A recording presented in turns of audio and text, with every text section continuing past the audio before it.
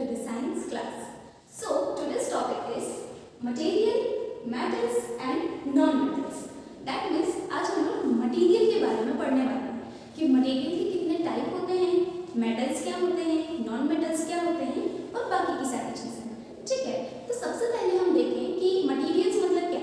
सारे मटेरियल्स, ठीक है, जैसे कि आपका पंखा, टेबल, कुर्सी, कितना भी टाइप का मटेरियल, ब्लैक बोर्ड हो गया, वो सब क्या है, अलग अलग मटेरियल से बने हुए हैं। ठीक है, जैसे कि लकड़ी एक अलग मटेरियल है, वो ब्लैक बोर्ड जैसा हम उसको यूज नहीं कर सकते, लकड़ी से हम पंखा नहीं बना सकते। ठीक है, तो हर मटेरियल की अपनी एक क्वालिटी होती है। तो ऐसी क्या चीज होती है जो हर मटेरियल की अलग क्वालिटी बनाती है? तो उसका होता है उसकी प्रॉपर्टीज एलिमेंट्स। ठीक है, अलग अलग एलिमेंट्स से अलग अलग मटेरियल बनते हैं। जैसे कि गोल्ड है, ठीक है, आयरन है, एल्यूमिनियम है, इन सब की अलग अलग क्वालिटीज होती है। ठीक है, तो जितनी अलग अलग क्वालिटीज होती है तो वो सारे अलग अलग एलिमेंट्स होते हैं। अब हम बात करें कि एलिमेंट्स के अंदर ऐसा क्या होता है कि उनकी एक अलग प्रॉपर्टी होती है। तो एलिमेंट्स के अंदर बहुत छोटे छोटे एटम्स होते हैं। सबसे छोटा अगर मैं बात करूँ तो वो होता है एटम्स। ठीक है, as you can see here, ये होता है, समझो एक एटम होता है। ठीक है, अब ऐसे बहुत सारे एटम्स को मिला दिया जाए तो क्या बनता है, एक एटम, एक एलिमेंट बनता है। ठीक है, और वो एलिमेंट जो होता है वो अपनी प्रॉपर्टीज पोज करता है। बट एक शर्त है कि ये सारे एटम्स एक ही टाइप के होने चाहिए। अगर दूसरे टाइप का एटम इसके साथ में कंबाइन करेगा तो वो एलिमेंट नहीं बनेगा। ठीक है, अब अगर मैं एलिमेंट की बात करूं तो हमारे पूरे वर्ल्ड में हमको बहुत सारे एलिमेंट्स मिलेंगे। आपको पता है कि नेचुरल रिसोर्सेज से हमको बहुत सारे एलिमेंट्स मिलते हैं, gold, silver, iron, copper, carbon, nitrogen, oxygen. ठीक है, ये सारी चीजें जो आपके एटमॉस्फेयर में, आपके लिथोस्फीयर में जितनी भी सारी चीजें होती है जो हमको नेचर से मिलती है, उसको हमने बहुत सारे एलिमेंट्स में डिवाइड करके रखा है। तो अब एलिमेंट्स की डेफिनेशन देख लेते हैं। सो एलिमेंट्स की अगर मैं बात करूं तो अ सब्सटेंस, मतलब वो भी एक सब्सटेंस है, a substance which can not be broken into a smaller substances by the chemical reaction is called elements. मतलब कि एक ऐसा सब्सटेंस जिसको केमिकल रिएक्शंस के थ्रू और छोटा नहीं बांटा जा सकता। ठीक है, मतलब एलिमेंट से सबसे छोटा हो गया, उसको और छोटा नहीं बांटा जा सकता, तो उसे हम क्या कहेंगे, एलिमेंट्स कहेंगे। ठीक है, a smallest part of element is atom. हमने अभी समझा था कि एलिमेंट का सबसे छोटा पार्ट क्या होता है, एटम। ठीक है, तो एटम को और ज्यादा डिवाइड नहीं किया जा सकता। Element is made up of one kind of atom. ये भी हमने अभी पढ़ा था कि कोई भी एलिमेंट है वो एलिमेंट तभी कहलाएगा जब उसके सारे एटम्स का टाइप एक जैसा हो। ठीक है, जैसे समझ लो कि ये गोल्ड का एटम है। ठीक है, तो ये भी गोल्ड का होना चाहिए, ये भी गोल्ड, ये भी गोल्ड, तो अभी वो ये सब मिलकर क्या बनाएंगे, अगर मैंने इन सारे एटम्स को मिला दिया तो ये क्या बन जाएंगे, गोल्ड का एक एलिमेंट बन जाएंगे। ठीक है, गोल्ड का ही एक एलिमेंट बनेंगे। और अगर इस एटम, ये गोल्ड का है और ये सिल्वर का है, ठीक है, अलग अलग है, तो क्या एक एलिमेंट बन पाएगा, नहीं बन पाएगा। तो आपकी ओनली कंडीशन क्या है कि सारे एटम्स एक जैसे होने चाहिए। ठीक है, कोई भी एलिमेंट्स के सारे एटम्स की जो टाइप होता है वो एक होना चाहिए। ठीक है, so now we learn about the classification of the elements. Classification मतलब कि एलिमेंट्स, जितने भी हमने पढ़ा अभी कि एलिमेंट्स की अलग अलग प्रॉपर्टीज होती है, तो उन्हीं प्रॉपर्टीज के बेसिस पर हमने एलिमेंट्स को 3 भागों में डिवाइड किया है। ठीक है, तो ये भाग कौन कौन से हैं, metals, non metals and metalloids. अब हम पढ़ते हैं कि उनकी ऐसी कौन कौन सी प्रॉपर्टीज हैं जिनके बेसिस पर हमने उनको डिवाइड किया। तो मेटल्स क्या होते हैं, मेटल्स मैलिएबल होते हैं, डक्टाइल होते हैं, लस्ट्रस होते हैं, good conductor of heat and electricity होते हैं, जबकि नॉन मेटल्स ये सब नहीं होते। तो मेटल्स के अंदर बहुत सारी क्वालिटीज होती है, वो बहुत चमकदार होते हैं, उनको हम किसी भी फॉर्म में उनको कन्वर्ट कर सकते हैं। ठीक है, हम उनको हैमर करेंगे तो वो शीट्स में कन्वर्ट हो जाते हैं, उनमें से आवाज आती है। ठीक है, तो ये सारी क्वालिटीज क्या होती है मेटल्स की। और नॉन मेटल्स क्या होते हैं, नॉन मेटल्स बिल्कुल भी ऐसे नहीं होते हैं। जो सारी क्वालिटीज मेटल में होती है वो नॉन मेटल में नहीं होती। नॉन मेटल को हम तोड़ फोड़ नहीं सकते, हम उनको तार के फॉर्म में कन्वर्ट नहीं कर सकते, नॉन मेटल्स में से आवाज नहीं आती। ठीक है, बट ये क्या चीज है, मेटलॉइड्स क्या है, एक तो हो गया मेटल, दूसरा हो गया नॉन मेटल। तो मेटलॉइड्स क्या चीज होती है, ऐसा होता है कि कुछ क्वालिटीज मेटल्स की और कुछ क्वालिटी नॉन मेटल्स की।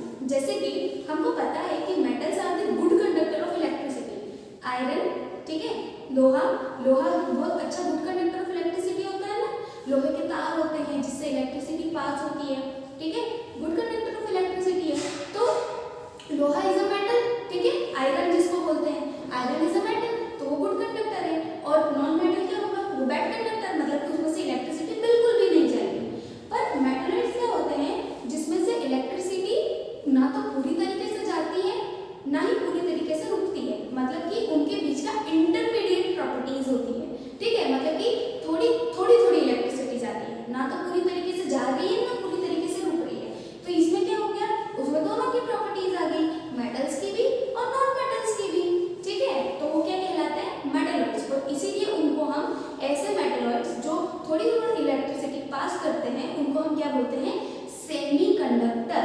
सेमी मतलब कि आधा, मतलब पूरी तरीके से कंडक्ट नहीं करते, वो आधा कंडक्ट करते हैं। और हम उसके कुछ एग्जांपल्स देख लेते हैं। अगर मैं मेटल्स की बात करूं तो आपको पता ही होगा, gold, silver, iron, aluminium, copper, zinc, ये सारे क्या होते हैं, मेटल्स होते हैं। जबकि नॉन मेटल्स की बात करें तो उसमें ज्यादातर गैसेस होती है, जैसे कि कार्बन हो गई, आर्गन हो गया, ठीक है, carbon, argon, nitrogen, phosphorus, sulphur, chlorine, graphite, diamond, ये सारे आपके हो जाएंगे नॉन मेटल्स। और मेटलॉइड्स के कुछ एग्जांपल देख लेते हैं, दैट इज सिलिकॉन, ठीक है, जर्मेनियम, आर्सेनिक और टेल्यूरियम। इनके नाम देके घबराने की जरूरत नहीं है, ये सिर्फ ऐसा है कि ये एक एलिमेंट्स है, ठीक है, जो जिनकी कुछ प्रॉपर्टीज है। अब हम पढ़ते हैं कि प्रॉपर्टीज, हर प्रॉपर्टी का क्या मतलब होता है, ठीक है।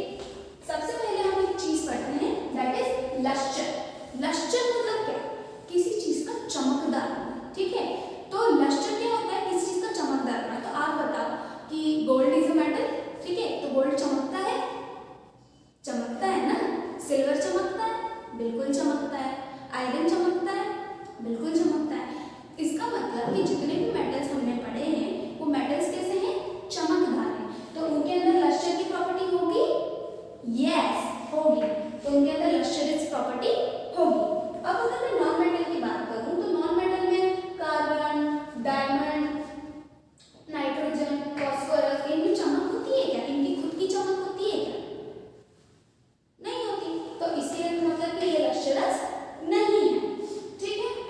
सोनोरस, अब आप एक काम करो, किसी भी मेटल को, जैसे कि आयरन आपके घर में होगा, कभी आयरन होगा, एल्यूमिनियम होगा, ठीक है, लोहे का कुछ भी, तो उसको हथौड़े से मार के देखना, आपको एक आवाज आएगी गोंग की, ठीक है, मतलब कि मेटल्स में से जब हैमर से उसको बीट किया जाता है तो उसमें से आवाज आती है, तो दैट इज सोनोरस, ठीक है। तो जो आवाज आती है तो वो उसकी क्या प्रॉपर्टी हो गई, सोनोरस हो गया। तो मेटल्स बजते हैं, ठीक है, अगर उनको मारो तो बजते हैं, हाँ बजते हैं, ठीक है।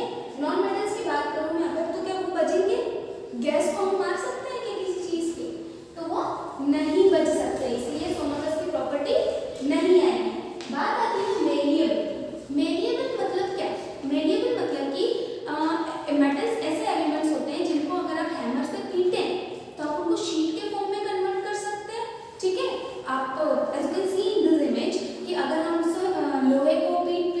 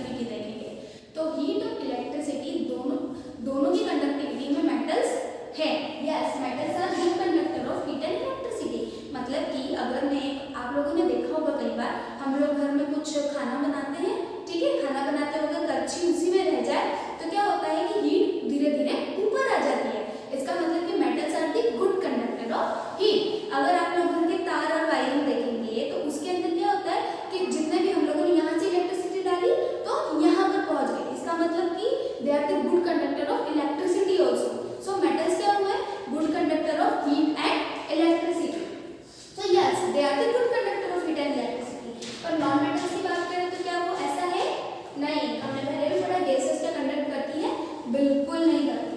अब बात आती है स्ट्रेंथ। स्ट्रेंथ मतलब क्या? स्ट्रेंथ मतलब ये है कि किसी भी चीज का वेट उठा पाना। जैसे कि आपने देखा होगा कि जितने भी ब्रिजेस बनते हैं बड़े बड़े, ठीक है, बड़े बड़े ब्रिज बनते हैं और हमारे बड़े बड़े तपेले वगैरह बनते हैं, या फिर जितनी भी चीजें होती है मेटल्स की, वो क्या होती है, क्योंकि वो भार को उठा सकती है, उनके अंदर स्ट्रेंथ बहुत ज्यादा है, ठीक है, तो उनके अंदर स्ट्रेंथ है, इसीलिए हम उनको ब्रिज में यूज करते हैं। कि आपने देखा कभी कार्बन नाइट्रोजन गैसेस से कभी बना नहीं बना ना? सो जितने भी ब्रिज बनते हैं आपके आयरन से बनते हैं, हैमर्ड चीजें बनती हैं, तो इसका मतलब क्या कि उनके अंदर स्ट्रेंथ बहुत ज्यादा है, वो वेट बहुत ज्यादा उठा सकते हैं। आपके ब्रिजेस के ऊपर से कितनी भी गाड़ियां चले जाएंगे वो बिल्कुल भी टूटेगा नहीं, ठीक है, तो दैट इज द स्ट्रेंथ। अब बात आती है हार्डनेस की। देखो हार्डनेस मतलब कि क्या?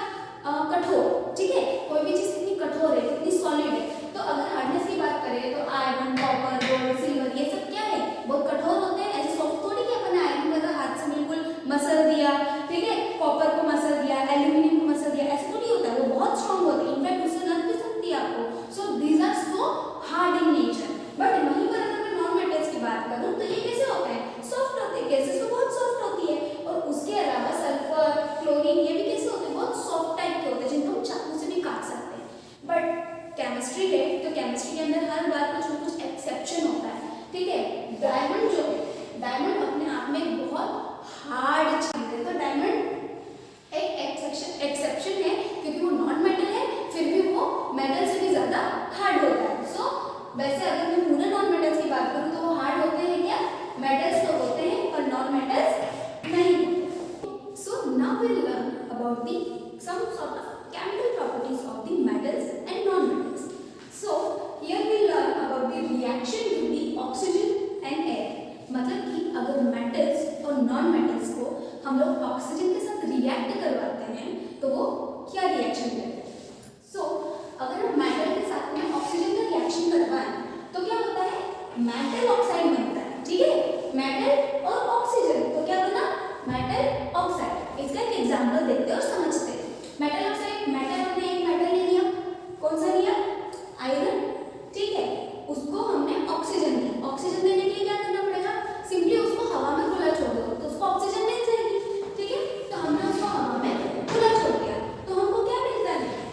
Iron oxide.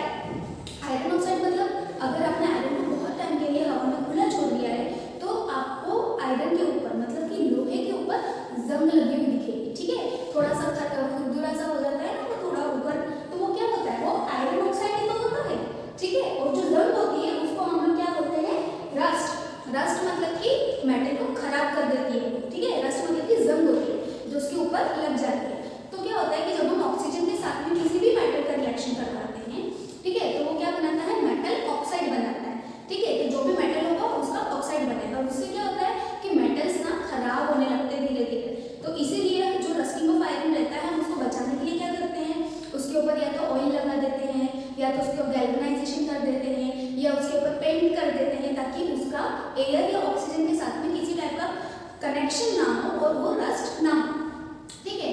आप लोगों ने देखा होगा जो बड़े बड़े जहाज होते हैं, ठीक है, जहाज मतलब कि अपना तैरने वाले जहाज, ठीक है, शिप्स जिसको बोलते हैं, वो कैसे बने होते हैं? लोहे से ही बने हुए होते हैं। तो अब वो तो कंटिन्यूअसली हवा में ही रहते हैं ना, उनको हम घर में तो रख नहीं सकते, तो जो वो हवा में रहते हैं तो क्या होता है? वो कंटिन्यूअसली हवा के कांटेक्ट में आते हुए क्या बनाते हैं? आयरन ऑक्साइड बनाते हैं, ठीक है, तो वो तो पूरा जंग लग जाएगा और एक मोमेंट के बाद क्या होगा? शिप खोखला हो जाएगा, ठीक है, उसका वो हो जाएगा और फिर वो तो पानी में तैर रहा है तो वो तो डूब जाएगा। तो इसलिए हम क्या करते हैं? उसके ऊपर गैल्वेनाइजेशन करते हैं, पेंट करते हैं, ग्रीस लगाते हैं, ताकि वो ऑक्सीजन, जैसे कि मान लो कि ये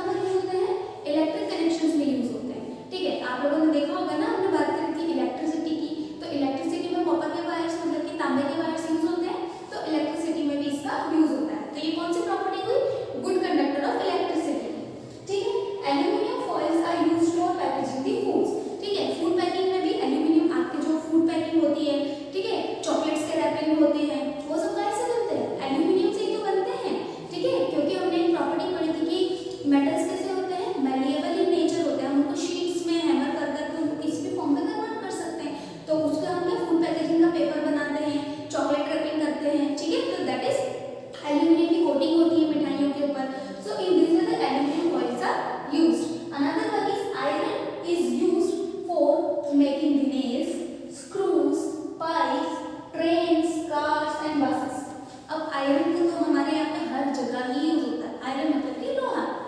लोहा कहाँ कहाँ यूज होता है?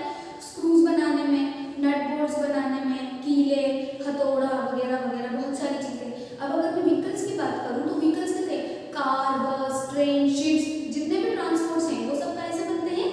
आयरन से बनते हैं, ठीक है। अब गोल्ड एंड सिल्वर, इसका तो क्या ही कहना। गोल्ड और सिल्वर क्या है, सबसे ज्यादा इसमें कहाँ पर यूज होता है? यस, ऑर्नामेंट्स और ज्वेलरीज बनाने में इसका यूज होता है, ठीक है।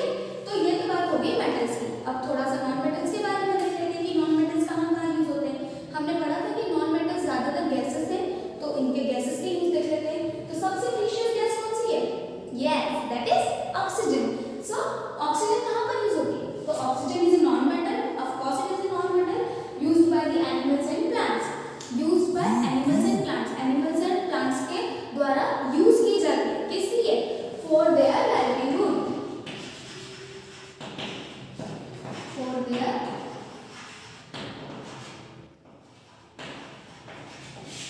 ठीक है, उनके फॉर देयर लाइवलीहुड, उनके जीने के लिए हम लोग को बहुत काम आती है, ठीक है। Nitrogen is used for making the fertilisers, ठीक है। अब खाने जो अगर हम एग्रीकल्चर की बात करते हैं तो एग्रीकल्चर में जो नाइट्रोजन है उससे हम बहुत सारे फर्टिलाइजर्स बनाते हैं। फर्टिलाइजर्स मतलब कि खाद बनाते हैं। तो खाद बनाने के लिए हमको कौन सी गैस का यूज करते हैं? नाइट्रोजन गैस का यूज करते हैं, ठीक है। बाकी नाइट्रोजन गैस जो आप लोग कभी चिप्स वगैरह खाते होंगे ना, तो उसके जो पैकेट्स में जो नाइट्रोजन होती है, वो जो गैस होती है ना, वो नाइट्रोजन गैस ही होती है। वो फूड को प्रोटेक्ट भी करती है, ठीक है। अब chlorine is used for water purification. Chlorine gas का कहाँ यूज होता है? वाटर को प्योरीफाई करने में, ठीक है। क्लोरीन से वाटर को प्योरीफाई किया जाता है। Sulphur is phosphorus, sulphur and phosphorus are used in the fireworks. सबसे इंपॉर्टेंट, पटाखे। आप सभी को पटाखे बहुत पसंद है ना, हम लोग दिवाली पे जलाते हैं, तो उसको बनाने के लिए किन चीजों का यूज होता है? That is two non metals, that is sulphur and phosphorus. Sulphur और फॉस्फोरस का यूज पटाखे या फिर फायरवर्क्स बनाने में यूज किया जाता है, ठीक है। Carbon is used as a fuel in the form of charcoal, coke, coal, ठीक है। हमको पता है कि कार्बन से बहुत सारी चीजें बनती हैं। कोयला कार्बन से बनता है, कोक, चारकोल, इन सब के फॉर्म में कोयला मतलब कि कार्बन से ही बना है। तो ये सारी चीजें में कार्बन यूज होता है, ठीक है, as a fuel. As a fuel मतलब कि कोयले से पहले, अभी तो नहीं चलती बट पहले ट्रेनें चलती थी, ठीक है, तो एज अ फ्यूल वो यूज होता है। कोक, चारकोल, चारकोल का यूज